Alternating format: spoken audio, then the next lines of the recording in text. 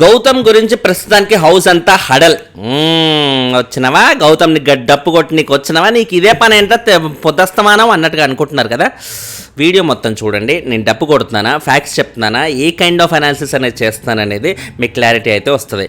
First మనం చూసుకుంటే గౌతమ్ గురించి ఆల్రెడీ వాళ్ళ నిఖిల్ వాళ్ళ అమ్మగారు వచ్చి ఏ రేంజ్లో చెప్పారో ఆల్రెడీ తెలిసిపోయింది కదా, మనం అందరం చూసాం కదా.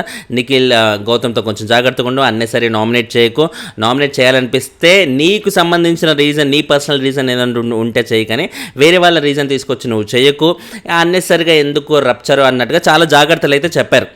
ఆఫ్ కోర్స్ ప్రతి తల్లి కూడా ఆ కైండ్ ఆఫ్ జాగ్రత్తలు ఉండాలి, కొడుకు బాగుండాలని ప్రతి తల్లి కోరుకుంటారు కాబట్టి ఆవిడ చాలా బాగా ఇచ్చారు, చాలా క్రిస్టల్ క్లియర్గా ఇచ్చారు. ఏదో ఇండైరెక్ట్గా ఇట్లా ఇంతకుముందు సీజన్స్లో లాగా ఇండైరెక్ట్గా చెప్తూ హింట్ ఇవ్వడం లాంటిది కాకుండా బిగ్ బాస్ ఈసారి ఏకంగా నిఖిల్కి బాగా ఫేవర్ చేద్దామనే ఉద్దేశం ఉందో మరి ఏంటో కానీ ఓవరాల్గా అయితే కుల్లా చెప్పేశారనమాట.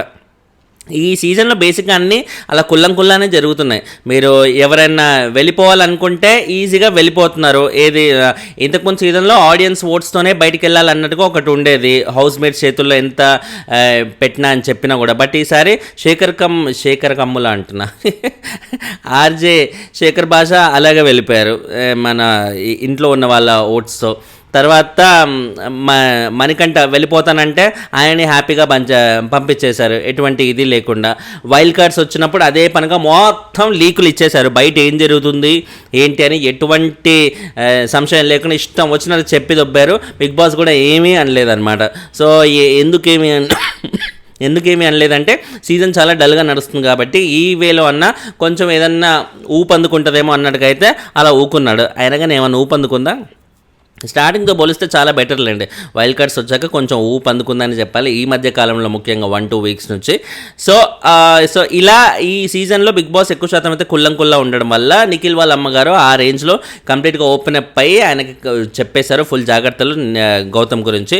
సో ఇప్పుడు నిఖిల్ వాళ్ళ అమ్మగారు నిఖిల్కి చెప్తే అది ఓన్లీ నిఖిల్ దగ్గరే ఉంటుందా? ఆబ్వియస్లీ యష్మి, పృథ్వీ దగ్గరికి, విష్ణు దగ్గరికి కూడా వెళ్తుంది కాబట్టి వీళ్ళందరూ ఇప్పుడు డిస్కస్ చేసుకునేది ఏంటి, ఇంతకుముందు మణికంఠ గురించి డిస్కస్ చేసుకునేది.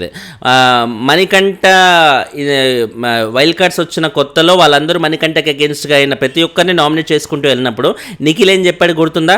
ఒరే నాన్న, మనం ఏదో ఆ కుర్రోడో ఆఫ్టర్ ఆల్ లాగా కనబడుతున్నా అన్నట్టుగా మనం ఏదో నామినేట్ చేసుకుంటూ వెళ్తున్నాం, బట్ మనం నామినేట్ చేయడం వల్ల అది ఆడియన్స్కి టార్గెట్ చేస్తున్నామేమో అన్నట్టుగా కనబడి మణికంఠ ఫుల్గా సపోర్ట్ చేస్తున్నారు. అందుకే ఈ వారం కూడా ఇంత స్ట్రాంగ్గా ఇట్లా ముందుకు వెళ్ళిపోతున్నాడు. ఇప్పుడు మీరు గమనించారు కదా వైల్డ్ కార్డ్స్ చెప్పే రీజన్స్ని బట్టి అన్నట్టుగా అందరినీ అలర్ట్ చేశారు. ఇప్పటి నుంచి మనం వాడిని నామినేట్ చేయకూడదు, అసలు పట్టించుకోకూడదు, మనకు వద్దురా బాబాడి గోలా అన్నట్టుగా అయితే ఈ కైండ్ ఆఫ్ వేలో వాళ్ళ ఫ్రెండ్స్ని అందరినీ అలర్ట్ చేశాడు.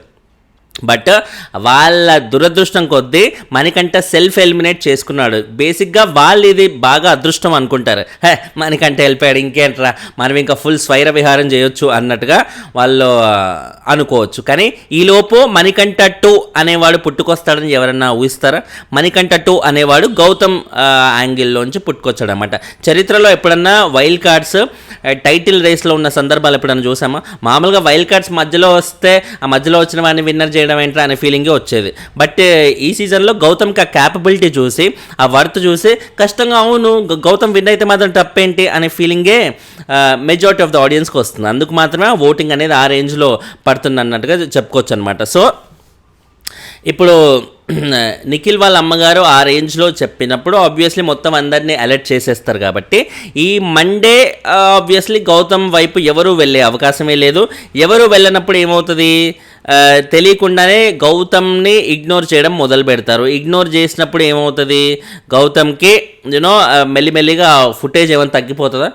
ఇప్పుడు మీరు చూసుకుంటే మన యష్మికి కూడా వాళ్ళ ఫాదర్ వచ్చి గ్రూప్ గేములు మానే అది ఇదని చెప్పారు. ఇప్పుడు పృథ్వీ తరఫున ఎవరు వచ్చినా కూడా ఆబ్వియస్లీ అదే చెప్తారు, గ్రూప్ గేమ్ వద్దు అది ఇది అంటారు. సో ఇప్పుడు గ్రూప్ గేమ్ వద్దు అని వీళ్ళు గ్రూప్కి దూరంగా ఉంటారా, లేకపోతే గౌతమ్ వైపు వెళ్ళొద్దు అని వీళ్ళు గ్రూప్గానే కలిసి ఉండి ఉంటారా?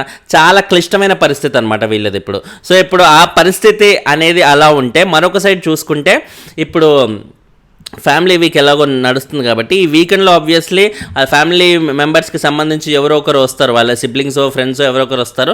వాళ్ళు వచ్చినప్పుడు స్టేజ్ మీద 1 to 5 పెట్టమంటారు కాబట్టి టాప్ 1 to 5. సో అప్పుడు టాప్ 1 to 5లో ఆబ్వియస్లీ గౌతమ్ని ఇగ్నోర్ చేసే సమస్య లేదు కదా, ప్రతి ఒక్కరు పెట్టేస్తారు. అది కూడా ఏదో 5th పొజిషన్లో 4th పొజిషన్లో పెట్టే ఇది కూడా లేదు, క్లియర్గా టాప్ 3లోనే పెడతారు ప్రతి ఒక్కరు కూడా. ఎందుకంటే అది అలా కన్వే చేస్తే మాత్రమే వాళ్ళ ఫ్యామిలీ నుంచి వచ్చిన ఆ కంటెస్టెంట్కి యూస్ అవుతుందనే ఉద్దేశంతో, అలర్ట్ అవుతారనే ఉద్దేశంతో డౌట్ లేకుండా టాప్ 3లో పెడతారు. అండ్ టాప్ 3లో గౌతమ్ ఉన్నాడు కాబట్టే కదా పెట్టేది, ఏమి ఫేక్ అయితే వాళ్ళు పెట్టట్లేరు కదా. సో అదే సో అప్పుడు ఆబ్వియస్లీ ఇంట్లో వాళ్ళందరూ షాక్ అయ్యే అవకాశం ఉంది. అరే ఏంట్రా మనమేంటి, మణికంఠ వెళ్ళాల్సిన వీక్లో మన గౌతమ్ బదులు మణికంఠ వెళ్ళిపోయాడేమో అన్నట్టుగా మనం అందరం అనుకున్నాం. గౌతమ్కి అసలు ఓటింగే లేదనుకున్నాం. ఇప్పుడేంటి వచ్చిన ప్రతి ఒక్కరు టాప్ 3లో పెడుతున్నారు అంటే ఏంటి, ఇప్పుడు గౌతమ్కి బీభత్సమైన ఓటింగ్ అనేది వచ్చేసింది అనమాట. ఇంత సడన్గా గౌతమ్కి ఓటింగ్ ఎక్కడి నుంచి వచ్చిందబ్బా అని వాళ్ళు అనలైజ్ చేయడం నేర్చుకుంటే, పోస్ట్మార్టం చేయడం వాళ్ళు స్టార్ట్ చేస్తే డౌట్ లేకుండా ఏమనిపిస్తుంది, వీళ్ళందరి గ్రూప్ గేమే. ఆల్రెడీ వచ్చిన ఫ్యామిలీ మెంబర్స్ అందరూ మీ గ్రూప్ గేమ్ ఆపండి, గ్రూప్ గేమ్ ఆపండి, గ్రూప్ గేమ్ ఆపండి అని చెప్తుంటే వీళ్ళు గ్రూప్ గేమ్ ఆడటం వల్ల ఎవరు బయట హీరోలు అయ్యారు అనేది ఈజీగా తెలిసిపోద్ది కదా. వీళ్ళ గ్రూప్ గేమ్ వల్లే మణికంఠ లాంటి హీరో పుట్టుకొచ్చాడు. మణికంఠ మధ్యలో వెళ్ళిపోవడం వల్ల అమ్మయ్య అంటూ వీళ్ళందరూ రిలాక్స్ అవుతుంటే ఇప్పుడు గౌతమ్ మరో మణికంఠ 2 లాగా పుట్టుకొచ్చి హీరో అయ్యాడు అనమాట. సో తెలియకుండానే వీళ్ళ టాక్సిక్ గ్రూప్ ఏదైతే ఉందో, సో టాక్సిక్ గ్రూప్ ఎందుకంటున్నానంటే ఆబ్వియస్లీ ఇప్పుడు ఆల్రెడీ నేను చెప్పాను చాలాసార్లు కూడా నా రివ్యూస్లో. ఇప్పుడు వీళ్ళది గ్రూప్ అంటున్నావు, వీళ్ళు ఒకరినొకరు నామినేట్ చేసుకోలేదు అంటున్నావు. మరి ఇప్పుడు మన పేరేంటి రోహిణి, అవినాష్ అండ్ తేజ వీళ్ళు కూడా ఒకరినొకరు నామినేట్ చేసుకోలేదు కదా అంటే మీరు కంపేర్ చేసుకొని చూడండి మాస్టర్. నిఖిల్, పృథ్వీ అండ్ యష్మి వీళ్ళ గ్రూప్కి ఉందా టాక్సిసిటీ, వీళ్ళ గ్రూప్కి ఉందా? వీళ్ళ మన అవినాష్, రోహిణి, తేజ వీళ్ళు ఎంతసేపు ఒక కైండ్ ఆఫ్ కామెడీ జోన్లో, ఫన్ జోనర్లోనే వెళ్తూ సరదాగా అలా ఉంటున్నారు. కానీ ఇట్లా కలిసికట్టుగా కూర్చొని గూడు గుటాన్ చేసి వాళ్ళని దొబ్బేయాలరా, వీళ్ళని ఇరికించాలి, వాళ్ళని ఎటు కాకుండా చేయాలి అంటూ ఇలా క్రూరమైన నెగిటివ్ ప్లాన్స్ ఏమైనా వేస్తున్నారా? ఒక టాక్సిక్ కైండ్ ఆఫ్ నేచర్ని ఎగ్జిబిట్ చేస్తున్నారా? ఎక్కడా లేరు. వాళ్ళు ఒకరినొకరు నామినేట్ చేసుకోవట్లేదేమో, చాలా రేర్ సర్కమ్స్టెన్సెస్లో ఏదన్నా ప్లాన్ ప్రకారంగా ఉంటానేమో. But most of the times అయితే ఆ టాక్సిసిటీ యష్మి, నిఖిల్, పృథ్వీ గ్రూప్లో కంటే ఆ గ్రూప్లో అయితే ఖచ్చితంగా కనబట్టలేదు. కాబట్టి ఆడియన్స్ కూడా ఎక్కువ శాతం వీళ్ళ గ్రూప్ మీదే ఫోకస్ పెట్టారు, వీళ్ళ గ్రూప్ మీద టార్గెట్ పెట్టారన్నమాట, నిఖిల్ వాళ్ళ గ్రూప్ మీదే. సో ఇలా టార్గెట్ పెట్టారు కాబట్టి గౌతమ్ లాంటి ఒక హీరో పుట్టుకొచ్చాడు. అదే ఇప్పుడు వీళ్ళ గ్రూప్ గేమ్ వల్ల, రోహిణి వాళ్ళ గ్రూప్ గేమ్ వల్ల ఎవరైనా సడన్గా హీరోగా రైజ్ అయ్యాడా ఆడియన్స్లో? ఎవరైనా సడన్గా టైటిల్ రేస్లోకి వచ్చేసాడా? లేదుగా. ఎందుకు రాలేదంటే ఆడియన్స్ ఈజ్ నాట్ యాక్సెప్టింగ్. వాళ్ళది గ్రూప్ అని ఆడియన్స్ అసలు రిజిస్టర్ అవ్వట్లేదు ఎవరికి కూడా. సో అలా రిజిస్టర్ అవ్వని ఈ టైంలో వీళ్ళది మాత్రం ఖచ్చితంగా రిజిస్టర్ అవుతూ చాలా స్ట్రాంగ్గా ఉంటున్న టైంలో డౌట్ లేకుండా వీళ్ళకి నెగిటివిటీ అనేది ఎక్కువ వచ్చే అవకాశం వస్తుంది. కాబట్టి ఇప్పుడు గౌతమ్ లాంటి హీరో అయితే పుట్టుకొచ్చాడు. ఇప్పుడు ఇది ఏదైతే రాబోతుందో ఫ్యామిలీ వీకెండ్ ఎపిసోడ్లో నాగార్జున గారి పక్కన 1 to 5 పెట్టేటప్పుడు డౌట్ లేకుండా ఎక్కువ శాతం జాగ్రత్తగా ఉండి వాళ్ళందరూ గౌతమ్ని టాప్ 3లో పెట్టేస్తారు. కాబట్టి ఈ వచ్చే మండే రోజు జరిగే నామినేషన్స్ చాలా ఇంట్రెస్టింగ్గా ఉండబోతున్నాయి. ఒక్కరు కూడా గౌతమ్ని నామినేట్ చేయకుండా గౌతమ్తో చాలా కేర్ఫుల్గా ఉండే అవకాశం ఫుల్గా ఉన్నాయి. ఇట్లా గౌతమ్తో కేర్ఫుల్గా ఉంటే గౌతమ్కి అప్పుడు ఫుటేజ్ తగ్గిపోయే అవకాశం ఉందా? ఎందుకంటే ముగ్గురు గౌతమ్ని నామినేట్ చేయకుండా ఉంటే ఎలా పాసిబుల్ అవుతుంది? గౌతమ్ని నామినేట్ చేయకుండా ఉంటే గౌతమ్ సీదా అట్లా హ్యాపీగా టాప్ 5కి వెళ్ళిపోతాడు కదా. టాప్ 5 వీళ్ళే చేతులారా తీసుకెళ్ళి పెట్టేసినట్టుగా అవుతుంది. సో ఇప్పుడు పృథ్వీ లాంటి వాళ్ళు అలా కూడా ఆలోచించి అమ్మో ఇప్పుడు నామినేట్ చేయకుంటే ఎలాగైనా నామినేషన్స్లో ఉండాలి, ఎలాగైనా సరే టాప్ 5లో మా ఫ్రెండ్స్ అంతా ఉండాలి, కానీ వేరే బయట వాళ్ళు మాకెందుకు అన్నట్టుగా పృథ్వీ నేచర్ అలాగే ఉంటుంది, అలాగే ఆలోచిస్తాడు. కాబట్టి గౌతమ్ని నామినేట్ చేస్తాడు. నామినేట్ చేస్తే ఏమవుతుంది?